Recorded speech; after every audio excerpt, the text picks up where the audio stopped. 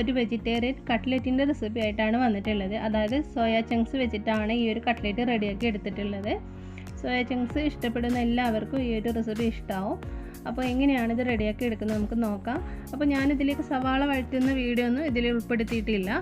അപ്പോൾ നമുക്ക് soya chunks ആദ്യം നന്നായിട്ട് കഴുകി വൃത്തിയാക്കിയതിന് ശേഷം മഞ്ഞൾപ്പൊടി ഉപ്പ് ഇട്ടിട്ട് ഞാൻ ജസ്റ്റ് ഒന്ന് തിളപ്പിച്ചെടുത്തതാണ്. നല്ലതുപോലെ വെള്ളം വാർന്നതിന് ശേഷം ഒരു ബൗളിലേക്ക് ഇട്ട് കൊടുക്കുക. നിങ്ങൾക്ക് വേണമെന്നുണ്ടെങ്കിൽ ഇത് ഫ്രൈ ചെയ്തിട്ട് ഇതുപോലെ എടുക്കാവുന്നതാണ്. എന്നിട്ട് കൈകൊണ്ട് ജസ്റ്റ് ഒന്ന് പൊടിച്ചെടുത്താണ് ഞാൻ. ഇതിലേക്ക് ഞാൻ 2 സവാള, കുറച്ച് പച്ചമുളക്, ഇഞ്ചി, വെളുത്തുള്ളി, കറിവേപ്പില എല്ലാം കൂടി ഉപ്പും മഞ്ഞൾപ്പൊടിയും കുരുമുളക് പൊടിയും കൂടി ഇട്ടിട്ടൊന്ന് വഴറ്റിയെടുത്തതാണ്. പിന്നെ 2 ഉരുളക്കിഴങ്ങും കൂടി പുഴുങ്ങി പൊടിച്ചിട്ട് അതിലേക്ക് ചേർത്ത് കൊടുക്കുന്നുണ്ട്. ഇനി എല്ലാം കൂടി നല്ലതുപോലെ കൈകൊണ്ട് കുഴച്ച് മിക്സ് ആക്കണം. സവാള വഴറ്റുന്ന സമയത്ത് അതിലേക്ക് ഉപ്പും മഞ്ഞൾപ്പൊടിയും കുരുമുളക് പൊടിയും ചിക്കൻ മസാലയും കൂടി ചേർത്ത് കൊടുത്തിട്ടുണ്ടായിരുന്നു. നല്ലതുപോലെ കുഴച്ചെടുത്താലേ നമുക്ക് കയ്യിലിട്ടിട്ട് ഇതുപോലെ കട്ട്ലറ്റിൻ്റെ ആ ഷേപ്പിൽ പരത്തിയെടുക്കാൻ പറ്റുള്ളൂ.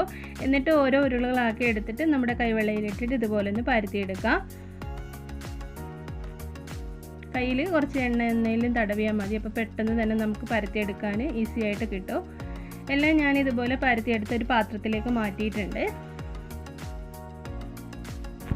അപ്പോൾ ഇതിവിടെ റെഡിയായി കിട്ടിയിട്ടുണ്ട്. ഇനി നമുക്കിതൊന്ന് ഫ്രൈ ചെയ്തെടുക്കണം. അതിന് മുന്നേ ഇതിലേക്ക് കുറച്ച് ബ്രെഡ് പൊടിച്ചതും ഒരു 3 മുട്ടയും കൂടി വേണം. അപ്പോൾ ഞാനൊരു 3-4 പീസ് ബ്രെഡ് പൊടിച്ച് എടുത്തിട്ട് ഒരു പാത്രത്തിലേക്ക് മാറ്റിയിട്ടുണ്ട്. ഒരു ബൗളിലേക്ക് ഒരു 3 മുട്ട പൊട്ടിച്ചൊഴിക്കാം. ഇതിലേക്കൊരു പിഞ്ച് ഉപ്പും കൂടി ഇട്ടിട്ട് ഇത് നല്ലതുപോലെ ഇതൊന്ന് മിക്സ് ചെയ്യാം. ഒന്ന് ബീറ്റ് ചെയ്തെടുക്കാം.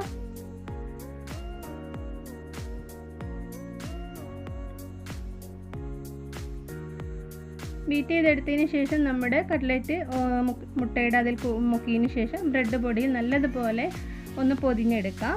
എന്നിട്ട് ഒരു പാത്രത്തിലേക്ക് മാറ്റിയതിന് ശേഷം പിന്നീട് നമുക്ക് ഓയിലിട്ട് ഫ്രൈ ചെയ്തെടുത്താൽ മതി.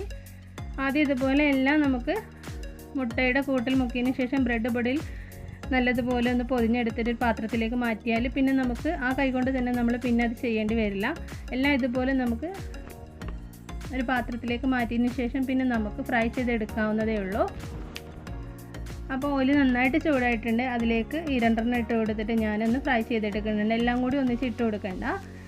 ഇതിൻ്റെ പുറംവശം മാത്രമേ നമുക്കൊന്ന് വേവിച്ചെടുക്കാനുള്ളൂ. 2 വശം നന്നായിട്ട് മൊരിഞ്ഞ് വരുന്ന സമയത്ത് എണ്ണയിൽ നിന്ന് കോരി മാറ്റാവുന്നതേ ഉള്ളൂ.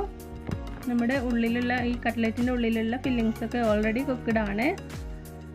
മീഡിയം ഫ്ലെയിമിൽ ഇടുക, അല്ലെങ്കിൽ തന്നെ പെട്ടെന്ന് കരിഞ്ഞു പോകും. ബ്രെഡ് പൊടിയായത് കൊണ്ട് തന്നെ വേഗം കരിഞ്ഞു പോകും. അതുകൊണ്ട് മീഡിയം ഫ്ലെയിമിലിട്ടിട്ട് ഫ്രൈ ചെയ്തെടുക്കുക.